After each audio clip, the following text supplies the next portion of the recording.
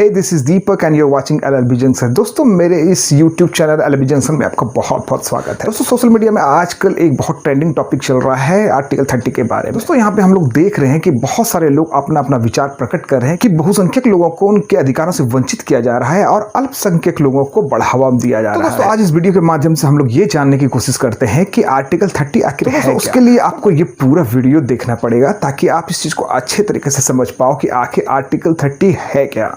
दोस्तों अगर आपको पूरा मेरा ये वीडियो पसंद आए ना तो लाइक सब्सक्राइब शेयर जरूर करें, साथ ही साथ नोटिफिकेशन बेल को जरूर दबाना, उसमें ऑल सेक्शन को जरूर क्लिक करना ताकि आपको मेरे द्वारा बनाए गए प्रत्येक वीडियो को नोटिफिकेशन सही समय पे मिलता रहे। अब हम आते हैं अपने मेन टॉपिक की तरफ, आर्टिकल 30 आखिर है। पर उसके पहले हम लोगों को ये जानना जरूरी है कि अल्पसंख्यक और बहुसंख्यक होते क्या है। Mean thereby minority and majority.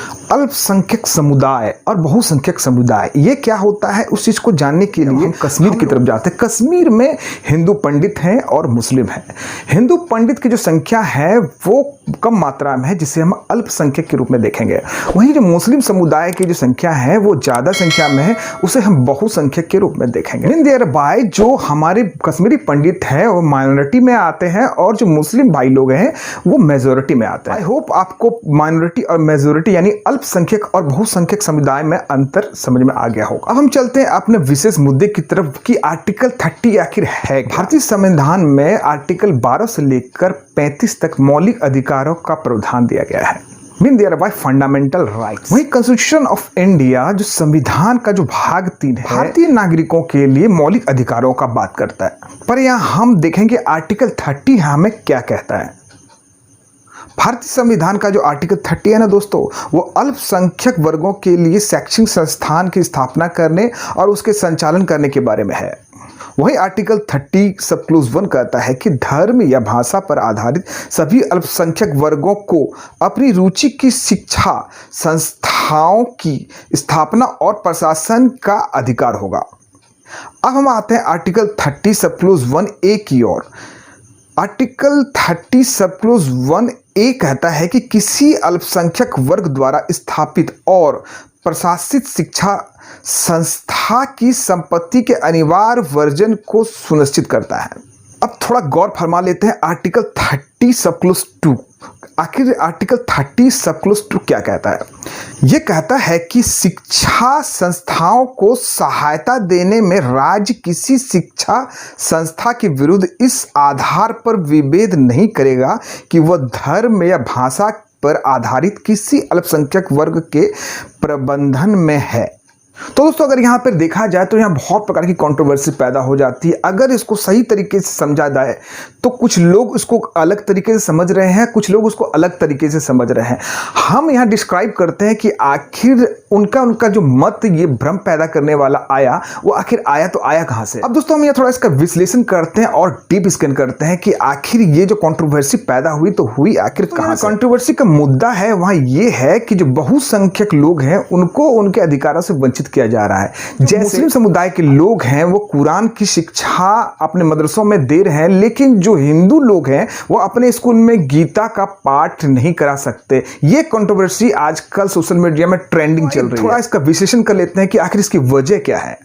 Article 30 जो एक कंट्रोवर्शियल इशू हो गया, इसका खास कारण ये है कि इस तथ्य को अगर हम लोग देखें तो हम यहाँ देखते हैं कि शिक्षण संस्थानों को प्रशासन का अधिकार देता है।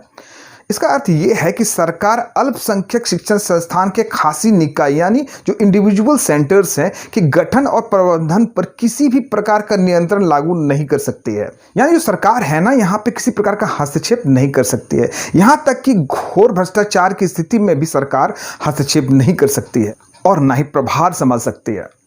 अब खंड ए में गंभीर आलोचना ये की गई है कि अल्पसंख्यक संस्थानों को पिछड़ी जातियों के लिए आरक्षण लागू करने के दायित्व से मुक्त करता है। यह उस संविधान के बिल्कुल विपरीत है जो पिछड़े वर्ग को आरक्षण प्रदान करता है।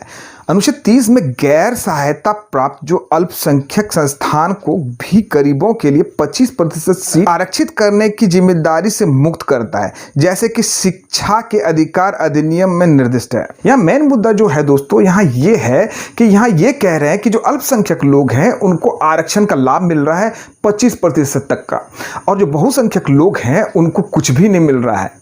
संविधान के जो आलोचक हैं, अब हम देखते हैं उनके नज़रों से कि वो इसकी आलोचना किस प्रकार करते हैं। क्यों ये एक इतनी बड़ी कंट्रोवर्सी का मुद्दा बन चुका है। संविधान में अनुच्छेद 30 को विभिन्न धाराओं के साथ शामिल किया गया था। उसका कारण ये था कि सिर्फ अल्पसंख्यकों के धार्मिक हितों की रक्षा हो सके। तो आलोचनात्मक रूप में देखा जाए तो वास्तविक तथ्य यह है कि अल्पसंख्यकों के पास स्थापित शैक्षणिक संस्थानों का व्यक्तिगत नियंत्रण होता है, यानी जो शैक्षणिक संस्थान है उनको एडमिनिस्ट्रेटिव पावर होता है, जिसका अर्थ यह है कि सरकार इसमें किसी प्रकार का हस्तक्षेप नहीं कर सकती है। अब हम दूसरे तथ्य को देखते हैं। इसमें कहा गया है कि इसके गठन और साथ ही प्रबंधन पर नियंत्रण की वजह से भ्रष्टाचार के मामले में सरकार के पास हस्तक्षेप करने और स्थिति को नियंत्रित करने का अधिकार नहीं होगा। यहाँ इसका मतलब ये हो जाता है कि सरकार इन संस्थानों पर किसी प्रकार का हस्तक्षेप नहीं कर सकती है, क्योंकि उनके पास पूरा का पूरा एडमिनिस्ट्रेटिव पावर है। चाहे फिर वो भ्रष्टाचार का ही मामला उस संस्थान में क्यों नहीं उठे, वहाँ सरकार किसी प्रकार का हस्तक्षेप नहीं कर सकती है। अलावा अनुच्छेद 30 की धारा 1(a) के अनुसार पिछड़े वर्गों के लिए आरक्षण नीति को लागू करने की बाध्यता अल्पसंख्यक संस्थानों को नहीं है। एक बार फिर भारतीय संविधान के अनुसार यह पिछड़े वर्गों के अधिकारों का खंडन करती है, जबकि यह अनुच्छेद अल्पसंख्यकों के साथ समान व्यवहार सुनिश्चित करने के लिए बनाया गया था। अल्पसंख्यक संस्थान जो है पूर्ण स्वतंत्रता का आनंद लेते हैं, वहीं हिंदू संस्थानों को सरकार के हस्तक्षेप का सामना करना पड़ता है, जो गैर अल्पसंख्यक के खिलाफ भेदभाव है। भारतीय के सभी नागरिकों के समान अधिकार से सुनिश्चित करने की कोशिश करते समय अनुच्छेद सांप्रदायिक संतुलन को बढ़ावा दे सकता था। पर आर्टिकल 30 का यहाँ मेन मोटो था कि अल्पसंख्यक जो है उसके साथ असमान व्यवहार ना किया जाए। अगर हम देखा जाए तो जो गैर अल्पसंख्यक है, यानी जो बहुसंख्यक हैं, उनको उनके अधिकारों से वंचित किया जा रहा है। कोई गैर अल्पसंख्यक जो मेजोरिटी में है, यानी जो बहुसंख्यक है, वो अगर कोई शिक्षण संस्थान खोलते हैं तो वहाँ सरकार के विरोध का सामना करना पड़ता है और हर वक्त सरकार उसके पीछे हस्तक्षेप करने पर लगी रहती है। वहीं अल्पसंख्यक को यह विशेष अधिकार मिला है कि वो अपने शिक्षण संस्थानों को खोल सके, अपने धर्म का प्रचार कर सके। लेकिन अगर यही बहुसंख्यक की बात आती है तो वहां पूर्ण रूप सरकार का, अगर यहाँ अल्पसंख्यकों की बात की जाए तो यहाँ उनको एक विशेष सुविधा दी गई है और सरकार का यहाँ किसी प्रकार का हस्तक्षेप भी नहीं देखने को मिलता है। दोस्तों, आशा करता हूं आपको मेरा ये वीडियो जरूर पसंद आया होगा। अगर आपको मेरा ये वीडियो पसंद आया तो कमेंट सेक्शन में जाके कमेंट जरूर करें कि आपको मेरा ये वीडियो कैसा लगा। अगर